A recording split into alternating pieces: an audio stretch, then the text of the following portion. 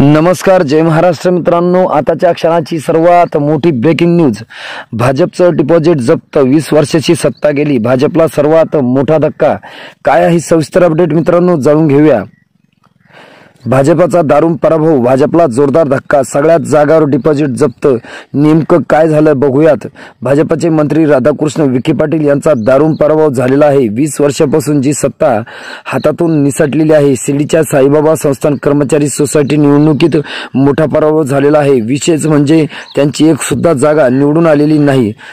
सर्व समर्थकांचा पॅनलला दणदणीत पराभव झालेला आहे। प्रतिष्ठेची मानली जाणारी ही निवडणूक शिर्डीतील साईबाबा संस्थान कर्मचारी सोसायटी यांची उलाढाल जवळजवळ 150 कोटींची आहे। त्यामुळे निवडणूक महत्त्वाची होती। याशिवाय गेल्या 20 वर्षापासून ही विखेंच्या ताब्यात होती, परंतु या निवडणुकीमध्ये त्यांचा पराभव झाला आहे व एक सुद्धा जागा आलेली नाही। तसेच 17 जागा समोरील विठ्ठल पवार यांच्या सर्व जागा लागल्या। त्यासाठी 53 उमेदवारांचे आपलं नशीब आजमावलं होतं, तर दुसरीकडे विठ्ठल पवार यांच्या सर्व समर्थकांनी आपल्या जागा जिंकल्या होत्या। त्यामुळे या विखेंच्या पराभवानंतर व विठ्ठल पवार यांच्या जिंकल्यानंतर जल्लोषात स्वागत करण्यात आलं। तर मित्रांनो, तुम्हाला काय वाटतं बातमीविषयी आपल्या प्रतिक्रिया नक्की कमेंट बॉक्समध्ये व्यक्त करा।